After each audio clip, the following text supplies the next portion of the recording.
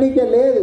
కాబట్టి కేసీఆర్ సార్ ఏం ఆలోచన చేసిండ్రంటే, అరే ఈ పేదవాళ్లకు భూమి ఇచ్చినట్లే ఇచ్చినాము, కానీ ఏమి ఆపదకు అక్కరకు పనికొస్తలేదు కదా అని చెప్పి ఈసారి గెలిచిన తర్వాత లావిని పట్టాలు ఉన్నటువంటి వాళ్ళందరికీ కూడా పట్టాలు కల్పించి అమ్ముకునికే కొనుక్కునికే కూడా హక్కులు ఇస్తున్నాడు అనేటటువంటి విషయాన్ని మీ అందరికీ కూడా తెలియజేస్తున్నాం. ఇక్కడ మా అక్క చెల్లెలు చాలామంది ఉన్నారు, మీరు అందరు కూడా వినాలా.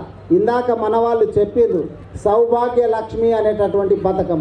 అంటే మనము అప్పుడప్పుడు చూస్తుంటాం, భర్తకు పెన్షన్ వస్తుంటుంది, భార్య పోయి ఏం బిడ్డ నాకు పెన్షన్ రాదా అని ఇట్లా అడిగితే మనోళ్ళు ఏమంటారు, నీ భర్తకు వస్తున్నది కదా నీకేడు వస్తుంది అంటారు.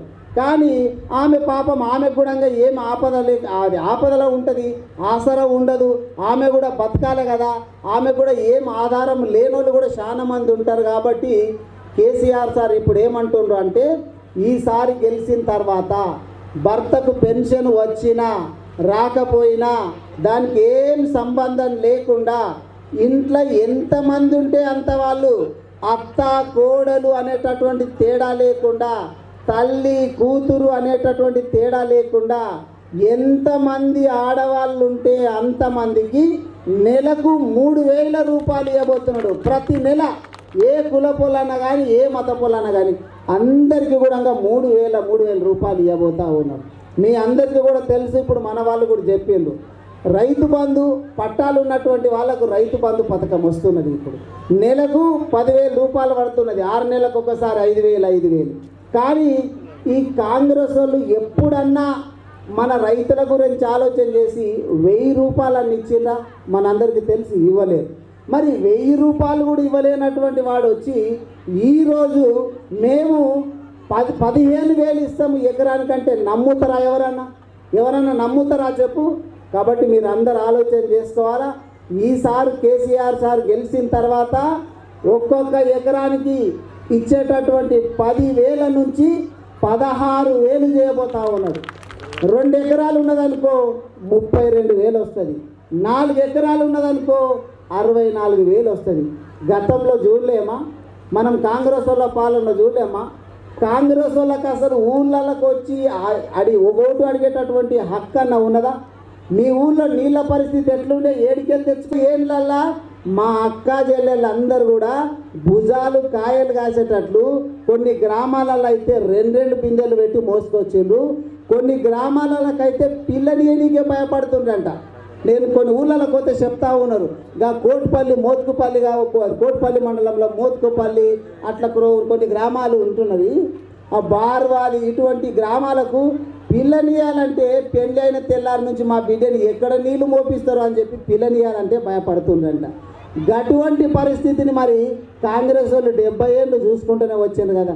అంతెందుకు చెప్పు, ఇప్పుడు నేను వచ్చినట్లు గిట్లా ఎమ్మెల్యే గిట్లా ఊర్లలో పోవాలంటే ఏం కావాలంటే బిందెలు పెట్టుకొని మా అక్క చెల్లెళ్ళు కూర్చుంటుంది. రాని ఎమ్మెల్యే సంగతి చెప్తాం, మాకు నీళ్ళే ఇస్తలేడు అని చెప్పి ముందు పోలీసు వాళ్ళ బండి పోవాలా. పోలీసు వాళ్ళ బండి పోయి దండం పెట్టు ఏం చేసో బిందెలను బయటికి పక్కకి తీపిస్తే అప్పుడు ఎమ్మెల్యే మెల్లగా ఊళ్ళకి రావాలి. మరి ఈ పరిస్థితి ఉందా ఈరోజు? లేదు. కాబట్టి మీరు అందరు కూడా యాది పెట్టుకోవాలా. కేసీఆర్ సార్ ఇప్పుడు గ్యాస్ సిలిండర్ సంగతి కూడా మీకు తెలుసు, మీరందరూ కూడా తెలుసు. అందరం కూడా ఇంకా కట్టెల పొయ్యి మీద వంట చేస్తలే, ఇప్పుడు అందరం కూడా గ్యాస్ మీద వంట చేస్తున్నాం. గ్యాస్ సిలిండర్ ధర ఎంత అయింది? 1,200 అయింది గ్యాస్ సిలిండర్ ధర. ఎవరు పెంచిండ్రు? కొంతమందికి తెలియక ఎవరు పెంచిండ్రు అంటే కేసీఆర్ ఇట్లా పెంచిండేమో అనుకునేటోళ్ళు కూడా ఉంటారు. ఈ మాట మంచి వినాలా. ఎందుకంటే ఢిల్లీలో ఏ గవర్నమెంట్ అయితే ఉంటుందో ఢిల్లీలో ఉండే గవర్నమెంట్కి గ్యాస్ ధర, బండ్లలో మోటార్ సైకిళ్ళలో పోసుకునే పెట్రోల్ ధర, కార్లలో పోసుకునే డీజిల్ ధర పెంచనీకే తగ్గించనీకే హక్కు ఉంటుంది. రాష్ట్రంలో ఉండేటటువంటి ముఖ్యమంత్రులకు ఉండదు, ఢిల్లీలో ఉండే గవర్నమెంట్కే ఉంటుంది. ఇప్పుడు ఢిల్లీలో ఏ గవర్నమెంట్ ఉంది? బీజేపీ గవర్నమెంట్ ఉంది. దానికంటే ముందెవరు ఉండ్రి?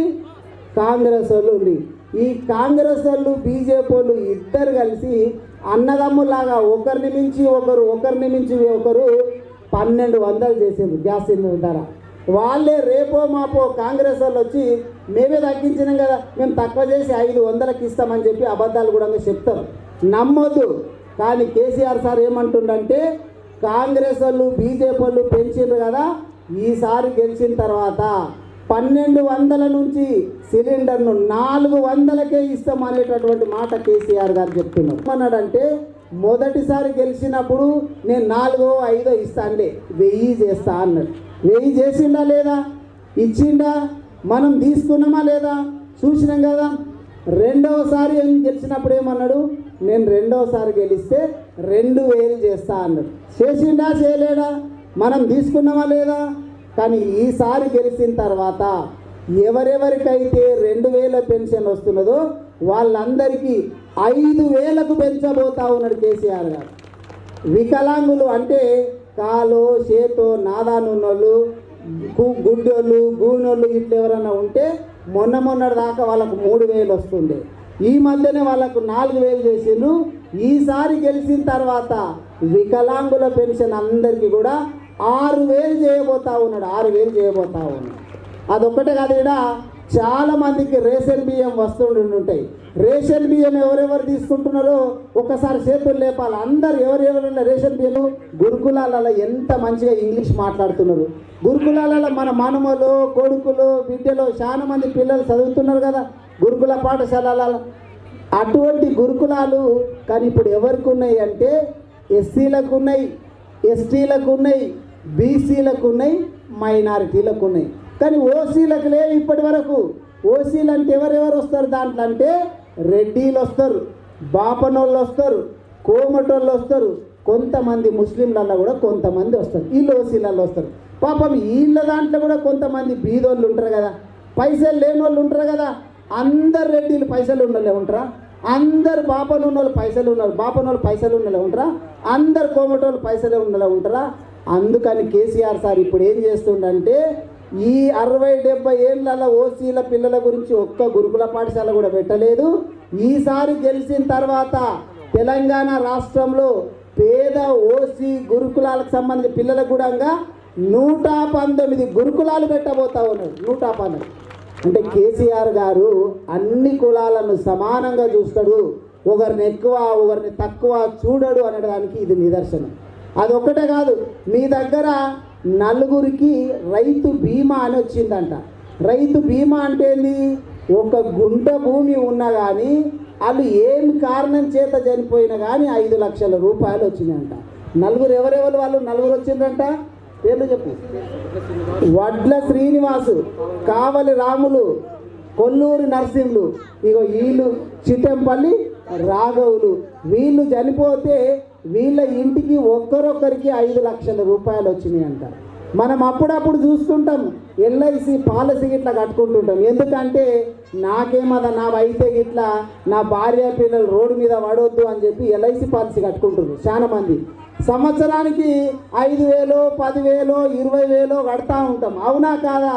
కానీ మరి ఇప్పుడు మీ ఊర్లో 4గురికి 5 లక్షలు వచ్చినాయి అంటే మరి కిస్తీ ఎవరు కట్టిండ్రు అన్నట్లు? ఎవరో కట్టాలి కదా. ఎవరు కడితే వచ్చినాయి? వీళ్ళు కట్టిండ్రా? 4 మీ ఊరోళ్ళు కట్టిండ్రా? మరి ఎట్లొచ్చినాయి? ఎల్ఐసి ఒట్టిని తీసుకొచ్చి ఇస్తాడా? కట్టకుంటే మన ఆయన ఇస్తాడా? ఎట్లిచ్చిండు? మరి ఎవరు కట్టిండ్రు? కేసీఆర్ గారు కట్టిండు కాబట్టి మీ ఊర్లో 4గురికి వచ్చినాయి. అయితే ఇంకొక ఇండ్లు మొత్తం కుటుంబాలు 1 కోటి ఉంటాయి. అందులో తెల్ల రేషన్ కార్డు ఎవరెవరికి ఉంటుంది అని లెక్క తీపించదు. లెక్క తీపిస్తే 93 లక్షల మందికి తెల్ల రేషన్ కార్డు ఉన్నటువంటి వాళ్ళు ఉన్నారంట. అంటే వీళ్ళందరూ బీదోళ్ళు. అందుకని ఇప్పుడేం చేస్తున్నాడంటే తెలంగాణ రాష్ట్రం మొత్తంలో భూమి ఉన్నా లేకున్నా, ఏ కులపొల్లైనా, ఏ మత పొల్లైనా, ఆడవాళ్ళైనా మగవాళ్ళైనా, ఇంట్లో ఎంతమంది ఉన్నా కానీ ప్రతి ఒక్కరి పేరు మీద కిస్తీ నేను కడతా. తెలంగాణ రాష్ట్రంలో ఎవరు చనిపోయినా 5 లక్షల రూపాయలు ఇస్తా అని చెప్పి చెప్తా ఉన్నారు. మరి భూములకు ఇచ్చింది మనం చూసినాం. మరి కేసీఆర్ సార్ ఇస్తున్నది చూస్తున్నాం కాబట్టి వీళ్ళకి ఇస్తారంటే నమ్ముతాము. మరి కాంగ్రెస్ వాళ్ళ పాలన లోపల ఎప్పుడైనా రైతు గిట్ట చనిపోతే 1 లక్ష రూపాయలని ఇచ్చిందా? వాళ్ళ భార్య పిల్లలకు తెలుస్తుంది ఎంత బాధ ఉంటుంది అనేది. సంపాదించేటటువంటి భర్త చనిపోతే ఆ భార్య పరిస్థితి ఏంది? చదువుకునేటి చిన్న పిల్లలు ఉంటే వాళ్ళు రోడ్డు మీద పడితే వాళ్ళని చూసుకునేటి దిక్కెవరు ఉంటారు అనేటటువంటిది ఆ 5 లక్షలు వచ్చిన తల్లికి మాత్రమే తెలుస్తుంది ఎంత బాధ ఉంటుంది అనేటటువంటి. కాబట్టి కేసీఆర్ సారు ఒక కులాన్ని చూస్తలే, మతాన్ని చూస్తలే, తెలంగాణ రాష్ట్రంలో ఉన్నటువంటి అన్ని కులాలోళ్ళు మా బిడ్డలే, అన్ని మతాలోళ్ళు మా బిడ్డలే అని చెప్పి అందరినీ కూడా సమానంగా చూస్తున్నారు.